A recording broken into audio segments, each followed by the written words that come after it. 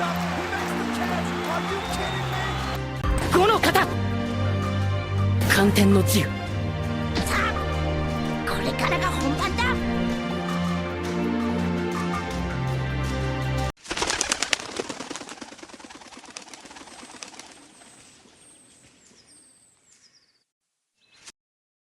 Welcome to the 3Cast, the podcast where we talk about three of the biggest topics in pop culture: video games, anime, and sports.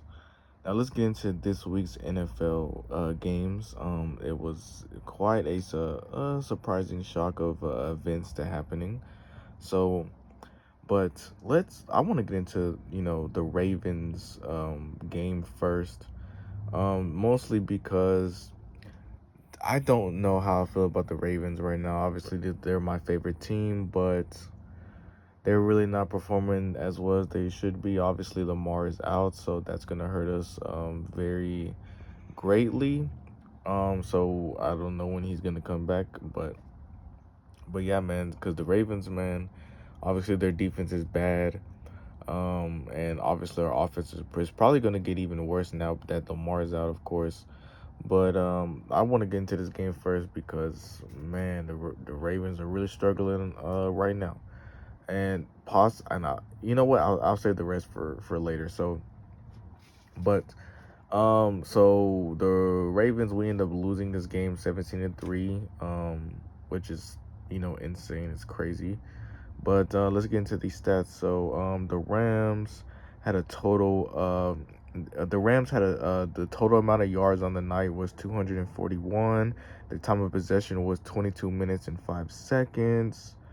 But despite controlling the clock and having the most time of possession in this game, the Rams were hurt by a lot of penalties. So they had 6 penalties for 40 yards, which I mean is quite significant. But it is a lot of penalties. But so they were kind of hurt in that area or whatever.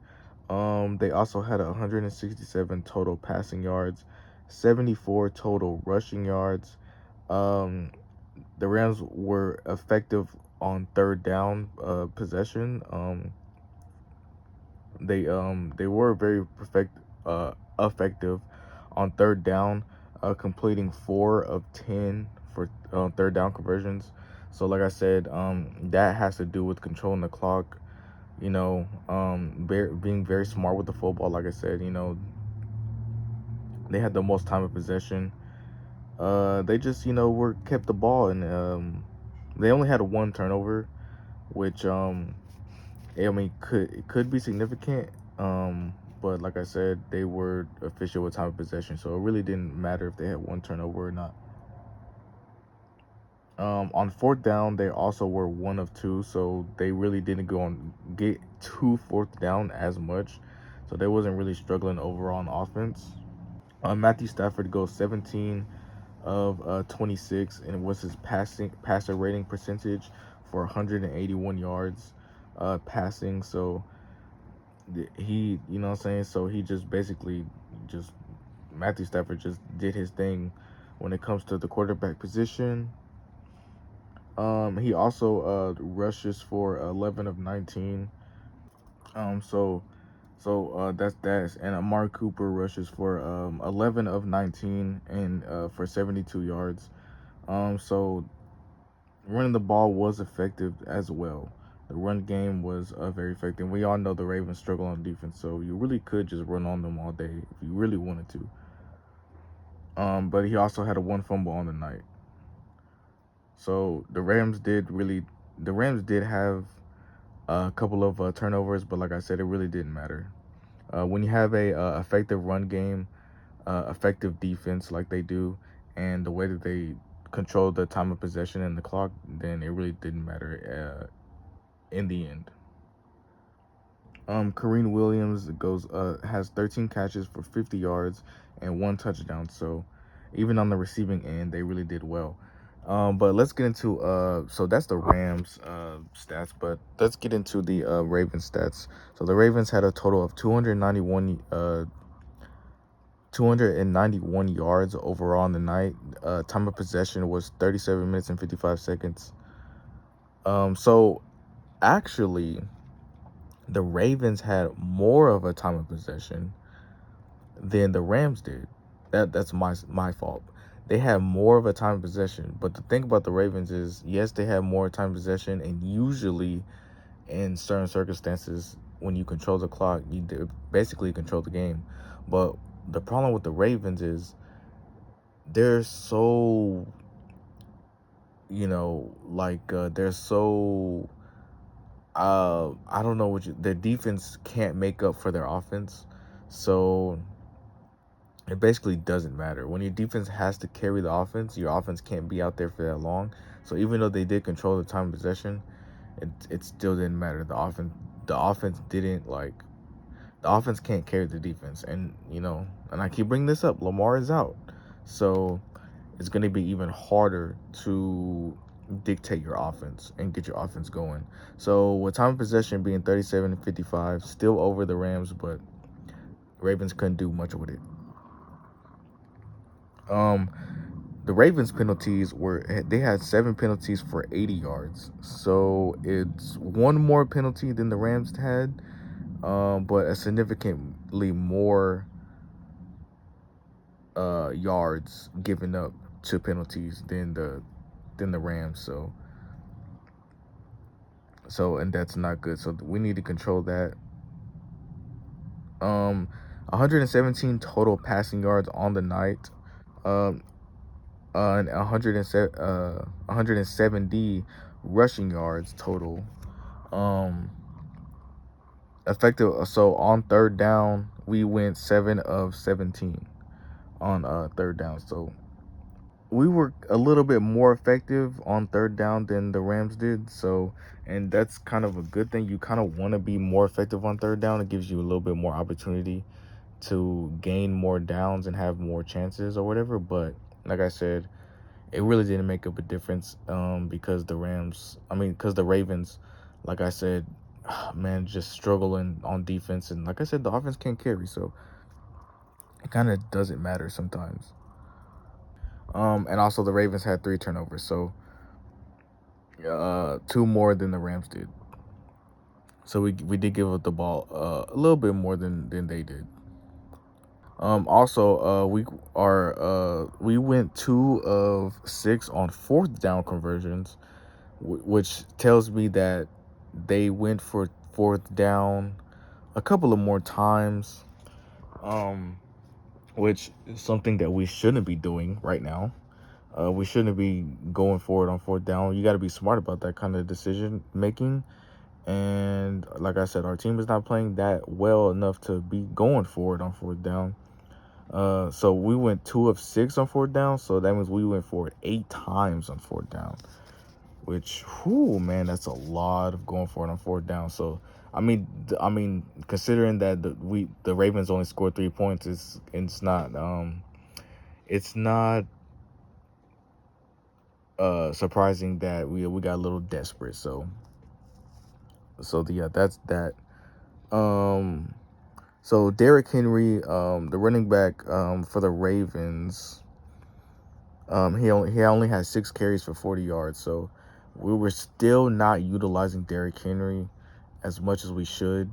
But should we even utilize him more because of his history with the Ravens so far? He's been fumbling a lot. He's not really doing his thing right now, but he's getting a lot less touches, which is not how you should utilize Derrick Henry, but still, given his past with the Ravens, I don't really know. It's kind of iffy. The QB, the replacement QB for Lamar Jackson, the backup QB, Tyler Huntley. See, I like Tyler Huntley. He's not Lamar, of course, but I feel like he can, he could do a little bit of something, He just didn't do it well in this game.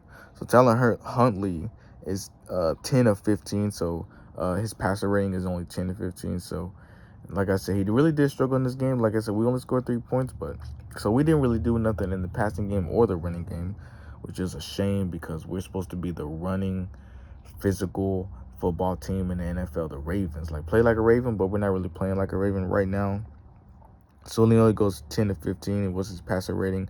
He only throws for 68 yards, which is very, very poor. Very poor. Derrick Henry, 22 carries for 122 yards. And that was the opening in the first half. So yeah, I don't have any. I couldn't find any of his rushing stats for the rest of the game or for the second half of the game. But the first half of the game, that was Derrick Henry stats. So it was very, very, very poor for this Ravens football team, and I don't know if they could really get it together in time to make the playoffs before, like, if they can get a winning record before Lamar comes back or whatever, because I don't know how many games we can win. I'm gonna say I don't think we can. Maybe one before Lamar gets back. But even if we win a couple of games,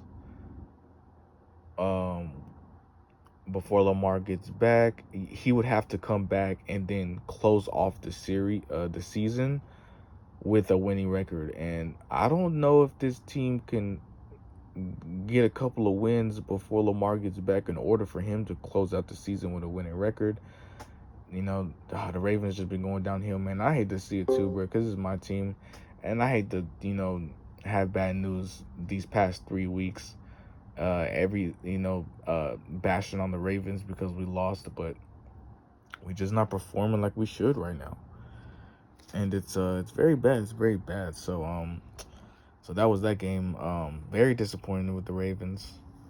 I honestly don't think that the Ravens can make the playoffs this year. I really don't. Some people are skeptical, like, oh, maybe they can get a bounce back win. But it really, like I said earlier, it really depends on if, one, we can not lose as bad before Lamar gets back. And even if he does get back or when he gets back, can he win enough to carry us to the playoffs? For me, I'm just not seeing it. But, I'm not even skeptical. I just don't think it's going to happen. So, yeah, like I said, I'm writing us out for the playoffs. I don't think it's going to happen. But if it does happen, I'll be glad. I'll be happy. It'll be surprising. But that's, but yeah, I'm just going to write us off. It's not going to happen. I don't see the playoffs happening in the Ravens' future. And even if we do make the playoffs, the first or second round, we're going to have to play either the Bills or the Bills or the Kansas City Chiefs. And the Bills, of course, are, amazing team. The Kansas City Chiefs, Patrick Mahomes, amazing team as well. So even if we do make the playoffs, considering the history of Lamar and Kansas City, it's most likely that we're going to play them even if we make it to the first round of the playoffs. And also, Lamar's only beat Patrick Mahomes one time. So I don't, it's highly possible that if we do make the playoffs and we meet up again, that we're going to lose. So, yeah, man, we just got to get it together, man. Yeah, man, I'm just hoping that we could pull together and, I don't know, maybe do something before Lamar gets back. But let's move on to the next game. So the next game is the Cowboys versus the Panthers. Now, look, the Panthers end up winning this game 30-27. And what did I say? What have I said before? I said, just when you think the Cowboys can pull something off, just when you think that they're riding high and they're doing good, they disappoint. They lose this game. And, man, let's just get to the stats, bro, because, the Cowboys can never they always find a way to disappoint you. So let's get to these stats. The Cowboys, their main struggle was running the football. So, yeah, they really struggled to run the football. So I guess the Panthers' defense was kind of overwhelming for them. They only averaged a total of 1.6 yards per rush. So, man, Cowboys really struggling to run the ball. I don't know if it was the Panthers' defense on them or if it was just the Dallas can't really rush the ball that much. But 1.6 rushes per carry is kind of unacceptable. That's very low. And And when you can't run the ball effectively like that, then you can't control the clock and time of possession. So yeah, they just got to do a little bit more when it comes to rushing. When it comes to run the football, time average 1.6 rushes per game. It's not gonna work. Dak Prescott throws for 261 yards and 3 touchdowns. Now listen. Everyone's been saying Dak Prescott's having an MVP season, which he is. Like, he's putting up great numbers, like good numbers. But this is what I'm talking about when it comes to the Ravens, right? It's the I'm seeing a little bit of similarities when it comes to the Ravens and the Dallas Cowboys. Is the defenses are suffering. And this is what I said earlier. Yes, Dak Prescott's having an MVP season. He's putting up great numbers. But you have to win football games. And as I said earlier, yes, their defense is good, but their offense is struggling. It's struggling. The defense can't carry a sorry offense. The offense has to go out and score. And when the offense is struggling, the defense has to work just as hard. It's not going to work that way. So yes, Dak Prescott's having put MVP season, putting up these great numbers, but he has to be able to score. He has to be able to, you know, do well on each possession. And it seems like the defense is carrying. It's not doing, because the defense is not good. So it looks like, I don't know. When your defense isn't good, your offense has to try just as hard. And yeah, I don't know what's going on in Dallas, man. I don't know. They're really struggling. They're not struggling too bad, like I said, but Dak Prescott can't carry the whole team. He just can't. And look, this is proof right here. So he has 0 interceptions on the night. So see, look at that, 0 interceptions. Like I said, he's protecting the football well, but it seems like I said, he can't carry the whole team by himself. But he is putting up MVP numbers, and even if you putting up MVP numbers, guess what? If you're not winning games, you're not gonna be considered the MVP. So he has to win games. Dallas has to win games. They had this team has to show, especially their defense, has to show that they can rally behind their quarterback and win games for them. Because if they can do that, if they could get to the playoffs at least and make it a good run in the playoffs, he could be considered MVP. Javonte Williams gets 13 carries for 29 yards. So overall, solid performance from the Cowboys, but they couldn't pull off the win, mainly because of their defense. But let's get to the Panthers. So the Panthers, like I said, scored 30 points, so they end up winning this game.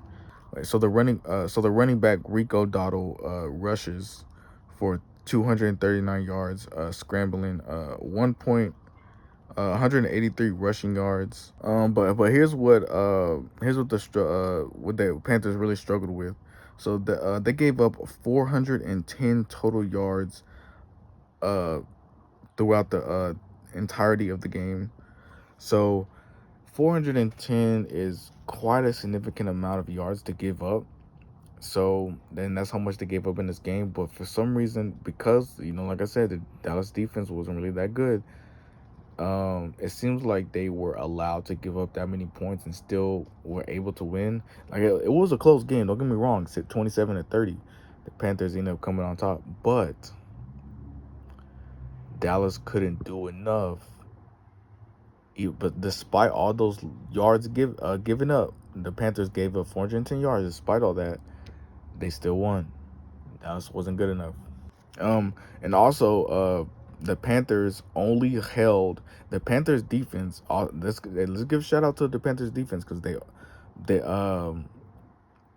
so even though they gave up 410 yards, the Panthers defense overall held the Dallas Cowboys to only 31 rushing yards on the night.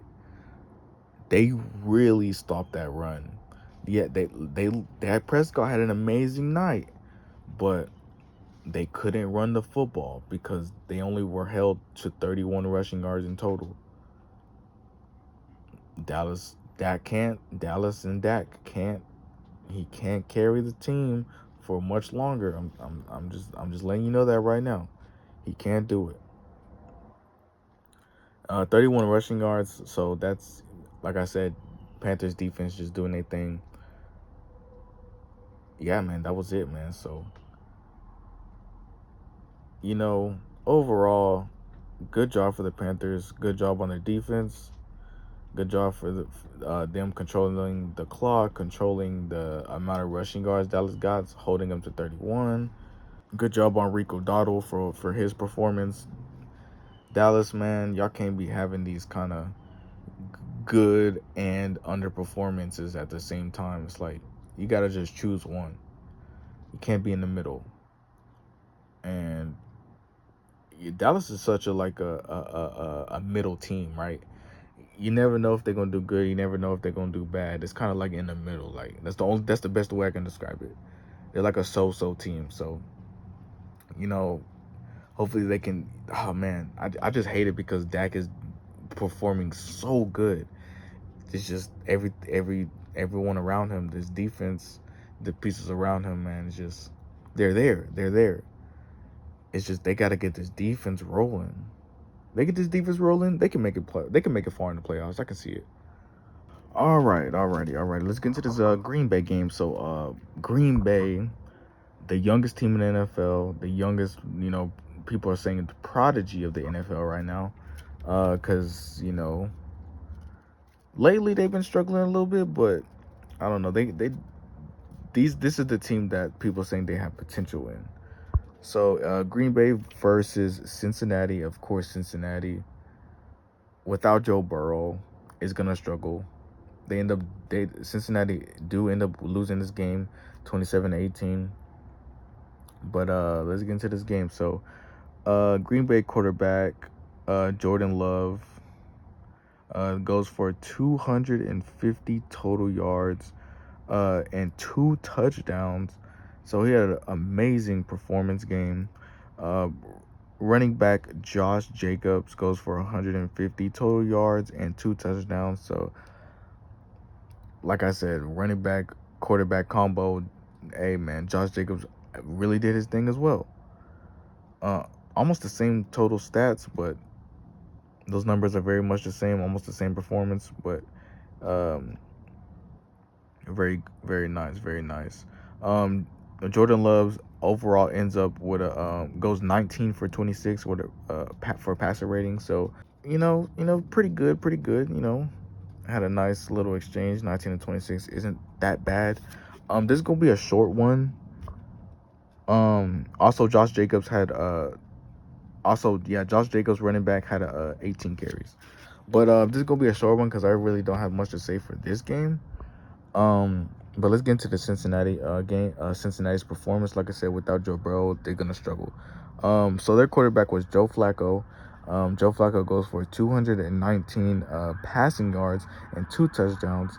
So let's not sleep on Joe Flacco's performance right here. He actually kind of did his thing. It just wasn't enough. Wide receiver Jamar Chase has 10 carries for 94 yards. So, hey man, looks like Jamar Chase was the main target of the night, star receiver, probably got the most touches of the night. So he also goes for 94 yards. So he was obviously having an amazing game, and he gets a 1 touchdown. So he did have an amazing game, but the performance, only 1 touchdown, it seems like they were lacking when it comes to, I don't know, maybe a lot of things, but obviously the main reason Joe Burrow, they were lacking in Joe Burrow. So, and we all know how good Joe Burrow is, so that's going to be a hit to your team, a hindrance to your team. So obviously, Green Bay end up winning this game. Green Bay could end up being a silent killer when it comes to the NFL right now. Youngest team in the league.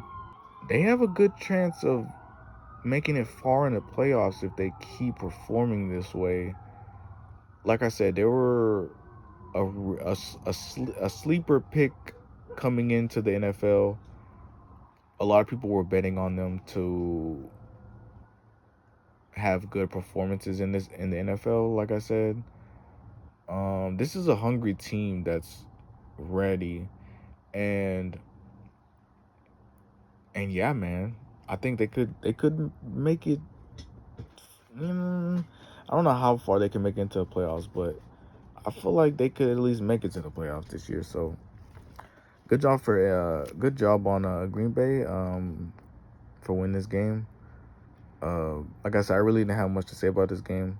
That's pretty much it. So let's get into this Lions and Chiefs game. Now listen. The Lions have been on a hot streak right now, and the Chiefs have kind of been on a low streak right now. And I'm gonna bring it up every week. Yes, I do make fun of the Chiefs. I've dogged on the Chiefs before, but they just, like I said, they do need to find themselves into what they want to do, how they want to identify themselves in the NFL so far this season. But the Chiefs do end up winning this game 30-17, and this is good for the Chiefs. The Chiefs needed this win. This was a good win for them. But let's get into these stats. I really don't have much to say about the Chiefs, so we're gonna start with them first. So Patrick Mahomes throws for 257 yards with 3 touchdowns. Amazing performance. This is exactly the performance that I am expecting from Patrick Mahomes. And he also has a rushing touchdown for 354. He also has a rushing touchdown, which is also amazing. But the overall Chiefs overall offense is 354 yards total yards. So they had a great game for the Chiefs. So like I said, this was a much needed win for the Chiefs. But the Lions, let's get into the Lions' performance. So they lose this game. They only score 17 points. So Jared Goff throws for 203 total yards. He throws 2 touchdowns. So they were kind of going back and forth when it comes to touchdowns and the amount of yards that they were getting. So let's not sleep on the Lions. Like I said, the Lions have been doing great performances. Shout out to Jared Goff because he's been kind of doing his thing. Ahmad St. Brown has 9 receptions for only 45 yards. Sam Raparta has 3 receptions for only 42 yards. So yeah, like it seems like the Lions just couldn't get anything going when it comes to receiving, when it comes to even rushing even. The Chiefs really have something to prove here. They kind of controlled the game, really. But like I said, shout out to Jared Goff because he really did do his thing, but the Lions couldn't get anything going when it comes to receiving. So, Giants and Eagles. So, everyone knows Eagles trying to prove themselves coming off the Super Bowl. They had some crazy losses so far this season. But they do end up losing this game to the Giants, 34-17. The Eagles I don't know what's going on with the Eagles, man. The Eagles are kind of up and down too, just like the Cowboys. So that division, the Dallas division, the NFC East is kind of open right now because no teams kind of trying to figure out who they are right now. So all teams are kind of up and down. But let's get to the stats. So the Giants have a total of 127 total rushing yards and 4 rushing touchdowns. Performance on the night. Jackson Darts passes for 195 yards and 1 touchdown. So Jackson Dart, pretty good performance. A lot of people saying that maybe Jackson Dart is like the future of the Giants. Maybe we'll see. He might be the future of the Giants. Maybe because a lot of people are saying with him, maybe they could, be a good franchise, the Giants. But I'm seeing it. I'm seeing it too. I'm not lying. I'm not gonna lie. I am seeing it too. He also gets a rushing touchdown as well. So I don't know if I said that already, but yeah, man, like great performance from Jackson Dart. And shout out to the Giants defense because their defense forces 2 turnovers as well. So they were really nice on defense, man. Like forcing 2 turnovers for the Eagles. The Eagles are usually really protective of the ball and kind of play aggressively. So shout out to the Giants for doing that. Defense came all out. So shout out to the defense. So their running back Cam rushes for 98 yards for 3 touchdowns. So way to go for the Giants just really performed on all sides of the ball in terms of quantity as well. Like each person who touched the ball, the running back, quarterback, even the defense with the 2 turnovers, like, yo, shout out to the Giants, bro, because they kind of really doing their thing too. But when it comes to the Giants, right, they still are the Giants. So, like I said, that whole division of Dallas, the Giants, the Eagles, like this whole division kind of still just needs to find itself. So nobody's really running away with the defense so far. I mean, with the division so far. So we're gonna see how this goes. So the Eagles' performance, they only had 73 total rushing yards on the night. So they really struggled running the ball. The Eagles, I kind of feel like the Eagles have stopped being aggressive. Like, I don't know. They really started off hot when the season came off.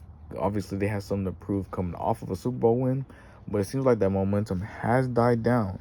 So they only had 73 total yards on the night, 2 touchdowns, and Saquon Barkley only gets 67 total yards. Yeah, man. And yo, I don't know what's going on with the Eagles, man. They playing very soft and what's going? Saquon Barkley only 67 yards, and I couldn't find the passing yard. How many passing yards they had? When I looked it up, it said NA, so I don't really understand what that's all about. I don't know how many passing yards that was total in this game. So that's really all I have for the Eagles and Giants game. The Eagles just very surprisingly underperformed in this game. I understand this is a division game, right? So it's supposed to be tough. Like these teams are supposed to play rough and hard and whatever. But come on, Eagles, bro, y'all not performing like y'all have to. Y'all not performing like y'all want to, like y'all need it. Especially lately. I don't know what's going on, bro. I thought y'all had something to prove. Y'all coming off a Super Bowl. Like, I know I say that lightly, like coming off a Super Bowl, so you have to perform good. Like, it's very hard to repeat Super Bowls back to back. So, I know I say coming off a Super Bowl, so like kind of lightly, like, oh, but it is difficult to repeat, to go back to back Super Bowls. So that is a unrealistic expectation from the Eagles to do. So but yeah, man, so that's the Eagles and Giants game. Oh man, I was very disappointed in how the Eagles played. Good performance on the Giants. Defense, running back, quarterback game, very well played. Oh, so let's get to the rest of the games. Broncos versus the Jets. The Broncos end up beating the Jets 13-11. Cardinals versus Colts. The Colts end up beating the Cardinals 31-27. The Seahawks versus the Jaguars. The Seahawks end up winning 20-12. The Chargers versus the Dolphins. The Chargers end up winning in a close game 29-27. The Cleveland Browns versus the Steelers, another divisional game. The Steelers end up winning 23-9 and not a close game. The Patriots versus the Saints. The Patriots end up winning 25-19. The Titans versus the Raiders. The Raiders end up winning 20-10. The 49ers versus the Buccaneers. The Buccaneers end up winning 30-19. And I do kind of want to do a little brief recap on the quarterback of this game. Baker Mayfield is the quarterback for the Buccaneers. And hey, some people say he could have an MVP candidate right here in Baker Mayfield too as well. So he might be a sleeper pick. So look out for Baker Mayfield if he's on your radar. The Bills versus the Falcons. The Falcons end up winning this game 24-14. So kind of a surprising game. And the Bears versus the Cardinals. The Cardinals end up winning this game 24-25 in a close game. So those are your scores, those are your stats, those are your results for this week's NFL season. For this week, very interesting game, a lot of surprising ones, you know what I'm saying? So um very, very entertaining week of the NFL. Let me know what you think of the let me know what you think of this of the NFL this past week. Was there any surprises? Was there any expectations that you had? Was there any, I don't know, some anything that you deemed interesting? Just let me know what your thoughts were in the comments. All right, so here we got here in anime news. So let's get to anime news. So here in this anime news, we have a very interesting something going on in the Dragon Ball world. Now, anything Dragon Ball, I'm going to rush to try to report on it because I love Dragon Ball. It's my favorite anime of all time, favorite IP of all time ever. So if I can get any type of news, anything Dragon Ball, that is amazing, especially with the 2 year hiatus that's going on with Dragon Ball. We don't know what's going on. Well, we do know what's going on. It's a um it's a their fight it's a rights battle. It's a struggling for the rights of Dragon Ball is the reason why we can't get Dragon Ball. And it's kind of stupid, right? Because it's basically just corporate greed at this point. But let's not get into that. It's a topic for another day. But let's get into this Dragon Ball news. So Dragon Ball games.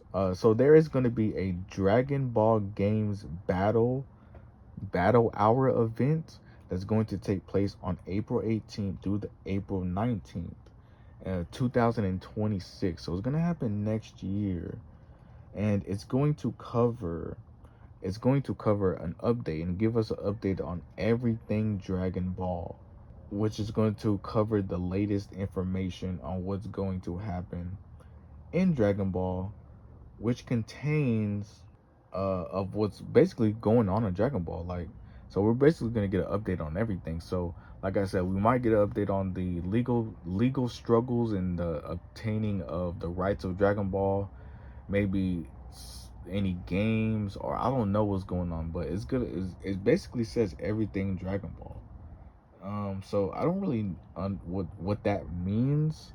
Like when Dragon Ball news kind of drops, you really never know what it is. It's kind of very shallow.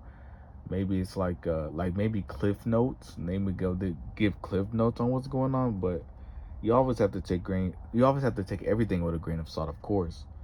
But it looks like they're gonna try to give out information to the public on what's going to happen with the future of Dragon Ball. So the updates are gonna be what's going to happen with the original manga.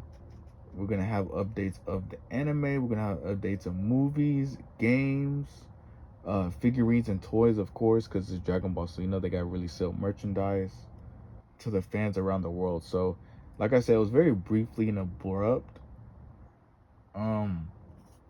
Briefly and abrupt. So that's all the information we got now. So we're gonna have to look forward to next year to see what that whole thing is gonna be about, which I'm very excited for because, like I said, I'm a fan of Dragon Ball. It was my first anime I ever watched, so I'm a Dragon Ball fan forever. So I put Dragon Ball above anything for me. But so that's the Dragon Ball news. Very excited.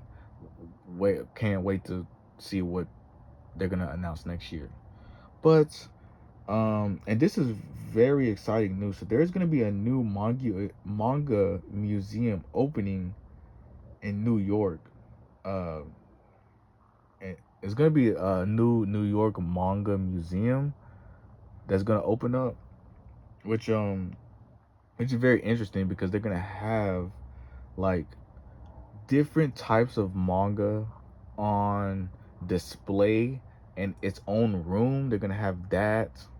It's gonna look amazing from different manga artists from different like anime or different manga series. For different manga series. This this new museum is gonna be called Kodacha House.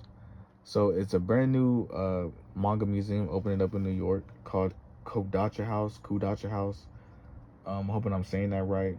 So it's gonna display a live Attack on Titan replica of the town. So the and like the so that the whole Attack on Titan town and the wall around it, it's going to have that, like it's gonna be replicated. So it's going to be like a replica size of that town. So it's not gonna be, it's gonna be a good size. So if you're a Attack on Titan fan, look forward to that, which is very cool. It's very cool. I've seen it. Like I've seen like the pictures or whatever floating online of the how the town looks or whatever, and they have the wall around the town and stuff like that, and they have a poster behind the town of a Titan looking over it, like peeking into the wall. So it's a very cool, unique look if you're interested in Attack on Titan.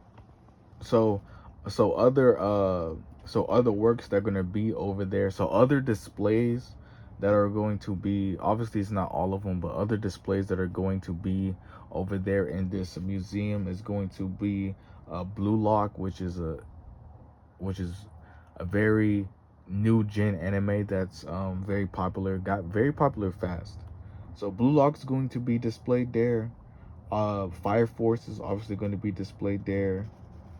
A Sign of Affection is also going to be a manga there that's going to be on the wall with the other mangas. Now, A Sign of Affection is an anime that I've never heard before, but ever since hearing about this manga museum, I know that it is another popular manga. I don't know if it's new or not. I don't want to call it new and up and coming, but I don't know how long it's been around. But ever since hearing about it, I've been hearing about it for like nonstop ever since the first time I heard about it. So I might have to check this out. It's called Signs of Affection. So I might have to check this manga out to see what it is. So yeah, man, I don't know, man. Maybe it's something that I might be interested in. So yeah, Kodacha House in New York. So that's where they're gonna have this manga display at. It is limited time, but I might be, but I just wanted to say something about it because I don't know, it's probably over by the time that I'm putting this out. I am putting this out later, but I just want to report on it, something that may have happened. But if you heard about it, put in the comments. If you've been to it already, put it in the comments. Let me know. Yeah, so other series that's gonna be in this manga museum, like Ghost in the Shell, another OG series. So man, looks like this Kodacha House is really gonna be popular. So let me know if you're gonna be there in the New York area or whatever. Like I said, this probably already happened, but let me know what your thoughts about it are. If you already been there, let me know. But in video game news, there's going to be a short segment. So there's going to be a new Avatar fighting game coming in 2026, the summer of 2026, the summer of next year. Dang, a lot of things are dropping next year, man. So let's hope it's going to be a banger. As a fighting game enthusiast as myself, I enjoy fighting games. I've been playing fighting games for as long as I can remember. I'm an enthusiast in this fighting game culture. I want to say a couple things about this game. Avatar: The Last Airbender is my top favorite show of all time. It could be considered an anime if you want to consider it. I'm not going to be mad at you if you do. Avatar: The Last Airbender is where I get my writing style from as a writer. It's what I go off of as a writer. Because it's such a good written show. So it kind of inspires me in terms of how I want to write and the way I write. But I want to say this: fighting games nowadays are trash. fighting games aren't the same as they used to be. And the one thing that everyone is just asking for in a fighting game is to just add tag team in it.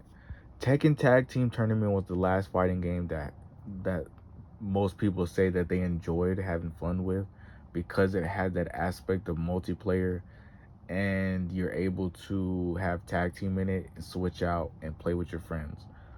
So I'm hoping that's what this game has. This new Avatar game. I hope that's what it has. I hope that, because I did see the trailer, and it does look like it's going to be kind of a game that's easy to play. Like, it's like one of the, like, if you know fighting games, new fighting games lately, it's kind of how, like, you can play you can just press a couple of buttons and then it'll finish like half the combo for you. It's kind of like one of those games. Like, maybe, like, I don't know, the best game I can compare it to is like maybe the new Demon Slayer fighting game that you know. So that's the closest thing can compare it to. So man, I just hope that, because I really don't, man. It's just that it's Avatar. So, and I love Avatar. So I don't want them to mess this up. You could do a lot with Avatar. You really could. Now, from my first impressions when it came to the trailer, they were showing off a little bit of fighting in there. And me personally, it looked good. But you really never know until the game fully is polished and fully in development, you know? So, like, maybe, like, if they drop a demo version of the game, I might check it out to see how it plays. But like I said, it's a demo, so you really can't go off of that demo. You really do have to wait for the game to drop. But I am very interested in this game. You could do a lot with Avatar. There's a lot of characters in Avatar. There's a lot of, different types of movesets you can do. It's a whole world. Like, there's a whole bunch of, like, and even if you, like I said, there's a lot of characters in Avatar. There's a lot of lore in Avatar. The novels, you can go off of the novels. You can go off the anime, of course. Even the anime alone, you could just do stuff with that. But yeah, man, please don't mess this up, bro. Like, I have been wanting a fighting game, a good fighting game, for a while.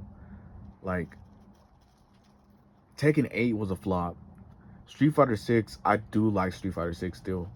That's like the game that I would love to play right now, or that I still enjoy playing, is Street Fighter 6. And then you have Dragon Ball Sparking Zero, which failed miserably, right? And then you have Fighter Z, which I don't even know who's still playing that game anymore. That game, I don't even, yeah, that game, I don't know who's still playing that game anymore. That game's kind of dead. So we just need a revisal of fighting games, a revision of some sort of in this genre of video games and fighting specifically. So, man, I really hope that this game is good, bro. I really do. I mess with Avatar so heavy. Oh man, I just gonna have to wait till the game comes out. You just gonna have to wait and see. But that's gonna be all for this podcast. It's gonna be all for the podcast. Let me know what you think about any of the topics today that we talked about. Let me know what you think about what's going on in the NFL right now. You had any thoughts about that?